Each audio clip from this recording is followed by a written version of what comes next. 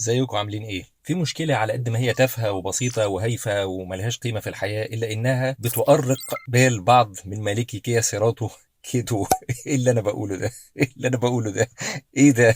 ايه التفاهة اللي انا فيها دي؟ حامل النضارة ده في الغالبية العظمى من عربيات كيا سيراتو بيعلق مفتوح، يعني بيبقى فيه القفل بتاعه بيبقى هنا فبيعلق مفتوح. انا دلوقتي عامل له حركة انا استغنيت عنه، حاطط له دبل فيس هنا بحيث انه ما يقعدش يفتح كل شوية. انا عايز اوريكم مثلا لو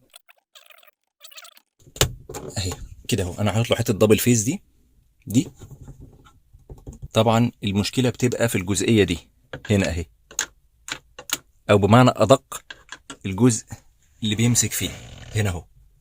دي في الغالبيه العظمى من عربيات كيا سيراتو يا بايظه يا هتبوظ، يعني انت لو عندك ما باظتش فهتبوظ، تلاقش يعني هتبوظ يعني، ما انا مش لوحدي. انا طبعا عملت حل بسيط اني حطيت حته الدبل فيس دي عشان خاطر ايه تمسك. استغنيت طبعا عن الحامل، ما تقعدش تفتح وانا سايق، لان هي خلاص بقت مفتوحه على طول. هوريكم ازاي. انا خلاص شلت حته الدبل فيس دي اهي، بصوا اهي.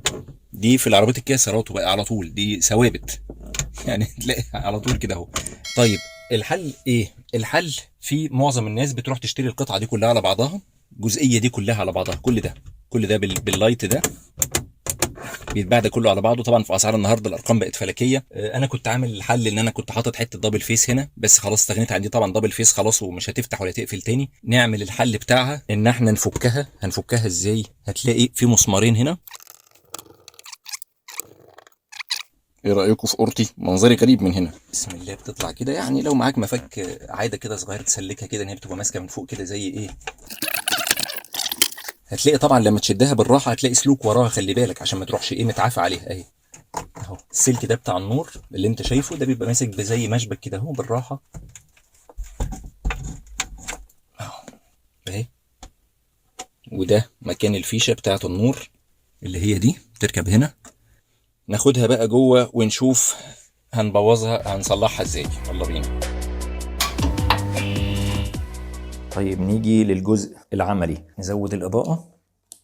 ايمن. قصه الميكانيزم بتاع حامل النضاره باختصار عباره عن ايه؟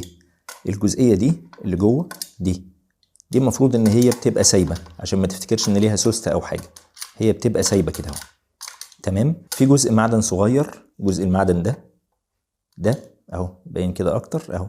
بنز معدن صغير خالص عامل زي سن الدبوس. المفروض انه بيمشي هنا كده، يمشي كده ويطلع هنا كده اهو، ويروح معشق في الجزء الاصفر ده اللي شكله غريب شويه. ده عامله كده عموله كده يدوي. المشكله كلها ان الجزء ده مع الوقت بيبدا يتاكل، بيبدا يتبري، لان ده اللي عليه الحمل كله، ده اللي بيحمل عليه سن المسمار الصغير اللي جوه ده. طيب الجزء ده لما بيتاكل ايه اللي بيحصل؟ ما يلاقيش حاجه يعشق فيها، لان انتوا شايفين ان هو سن صغير خالص اهو. الحل بيبقى ايه؟ الحل ان احنا بنزود الجزء ده الحل كده العملي البلدي يعني. بنزود الجزء ده زي ما انتوا شايفين، مثلا حته سفنجه ولا حته امير، ان هي بتعلق كده. وحتى بعد الفكره اللي عملتها هي قفلت كده، بس لو مطب تروح مفتوحه تاني. بتعلق زي ما انتوا شايفين اهي كده، بس لو مطب فبرضه مش عمليه قوي. فدلوقتي وزي ما انتوا شايفين الجزء ده اوريدي متاكل اهو. الجزء ده متاكل طبعا، مع الوقت بيتاكل تماما زي ما انتوا شايفين كده اهو. شوف متاكل ازاي، نصه طاير البنز ده. شوف دلوقتي خلاص بقى ساب خالص لما شلت الجزء اللي كنت عامله. خلاص هو كان ساند بس برضه ما كانش حل عملي، لان مع اي مطب كان بيتفتح. نضفها طبعا كويس عشان حتى لو جيت الزق اي حاجه تمسك كويس.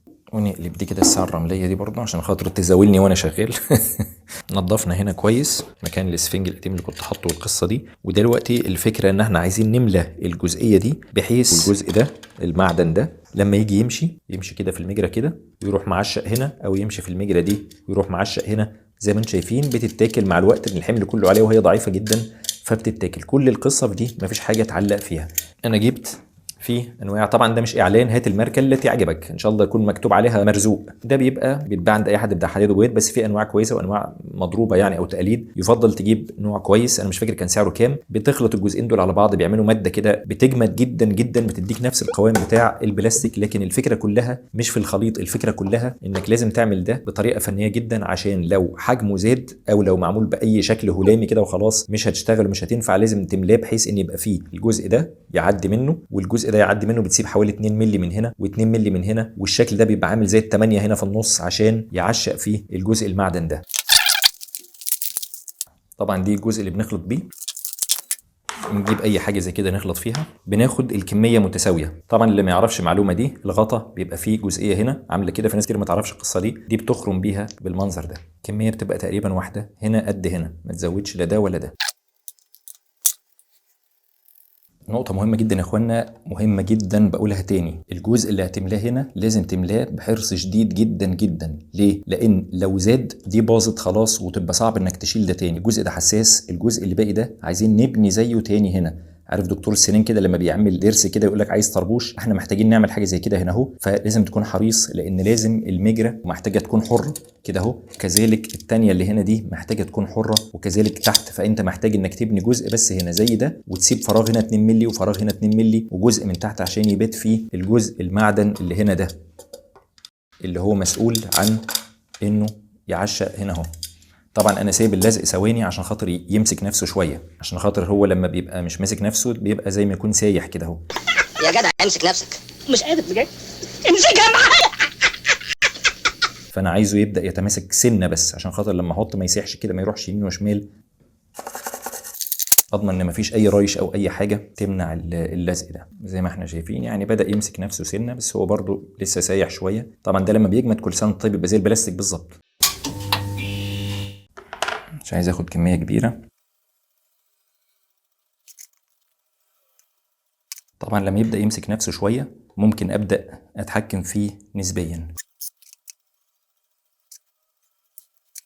طبعا مش مهم الشكل، بس برضو انا بحاول اميل يمين وشمال لحد ما يمسك، عشان خاطر اسيب المسافه اللي هنا. لازم يبقى عندي مسافه هنا زي ما انتم شايفين ومسافه هنا، فانا لحد ما يمسك نفسه كده لازم يعني احاول اميله لحد ما يبدا، لان هو لسه سايح بس بدا يتماسك شويه. نقلب برضو الساعه الرمليه دي، سيبك منها وخليك معايا. في نقطة مهمة جدا، الجزء اللي أنا ضفته ده مهم جدا إنه ميبقاش بارز زيادة عن اللزوم، بحيث ما يزكش هنا وأنا بقفله وأفتح. طبعا هو لسه منشفش، بس بص كده، شوف بعيد في بينهم مسافة بتاعة 3 مللي مثلا، وفي نفس الوقت يكون أعلى شوية من الجزء المعدن اللي جوه. لازم يكون في فرق ارتفاع بينهم. شوف كده بحاول أبين في فرق ارتفاع بينهم. طبعا هو لسه له مثلا دلوقتي حوالي نص ساعة ما نشفش. أنا بس قلت استنى شوية لما يبدأ كده يشد حلو شوية، عشان عايز أبدأ. هو دلوقتي عامل زي الكورة، فعايز أبدأ أعمل هنا تجويف صغير قوي هنا.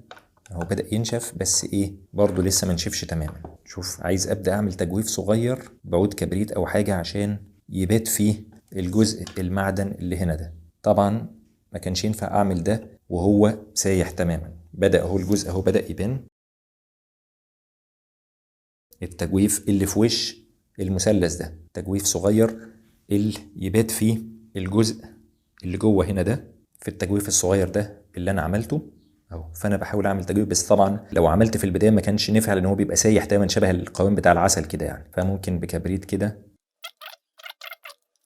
وطبعا زي ما قلت لازم هنا يبقى في المجرى متسابه اهي، وهنا برضو مجرى تاني متسابه. لازم دي مفروض بتنشف 100% مثلا خلال هنقول ساعه لساعتين، حسب بقى الجو شتاء ولا صيف والكلام ده كله. فانا هستنى برضو واكمل الفيديو لما تنشف 100%. طيب دلوقتي رجعنا تاني يوم بعد ما نشف تماما. نبص كده الدنيا اخبارها ايه. ده المنظر اهو، نشفت تماما، بقت زي البلاستيك بالظبط. القوام بتاعها بقى نفس الماتيريال او نفس الخامه بتاعت دي. وزي ما قلنا محافظين على المجرى اللي هنا ومحافظين على المجرى اللي هنا، المجرتين دول. دي عملناها بالمنظر ده اهي، من تحت في حاجه زي ال8 اهي. طيب نشوف ايه الاخبار. تمام. طيب ولو مطبات ما شاء الله زي الفل، رجعت جديده لانك. وبفضل الله بدون اي تعليق. الموضوع محتاج بس ايه، يكون بالك طويل شويه وهتتصلح باذن الله وهتبقى ممتازه. طبعا زي ما قلنا دي محتاجه بس تنظف الريشه بتاعتها من هنا دي. وطبعا زي ما شفتوا الخطوات، معلش انا طولت الفيديو شويه، المشكله ان هي بتبوظ بتفتح معلقه، يعني بتفتح كده وتبقى انت طول ما انت سايقها معلقه كده، يا ريتها حتى بتبقى مقفوله. طيب نيجي لجزئيه التركيب. اول حاجه بس الفيشه دي بنركبها هنا. تركب الفيشه كده اول حاجه اهي، التكه دي تبقى هي كده ركبت. وبعدين في هنا زي بنزين اللي انتوا شايفينهم زي القرنين دول بيدخلوا بيباتوا جوه الاول كده بزاويه كده، يدخلوا الاول والباقي ده بيبات كده مكانه زي ما هو. وبعدين بنفتح دي، نحاول نمسك من الاطراف، نحاول نلبس المسمار في سن المفك كده بالراحه كده. المفك عندي مغناطيس بحيث يمسك كده، ويا دوبك بس تاخد حس الرباط. بقول تاني ما تقرطش على المسمار قوي، لان ده مسمار معدن ماسك في بلاستيك، فلو قرطت قوي ممكن الجزئيه دي نفسها تتشرخ، البلاستيك ده نفسه يتشرخ. اتاكد انها بايته من كل الاطراف، وهي زي ما انتم شايفين صلحت 100%.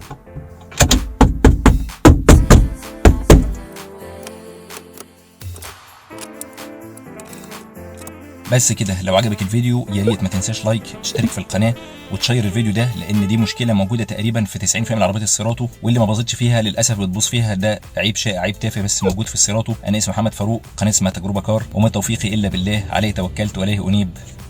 سلام. عايز اصور بعد اذنك. اصور طيب اصور ماشي، شكرا يا حبيبي. مايك يلا انزل الله يهديك.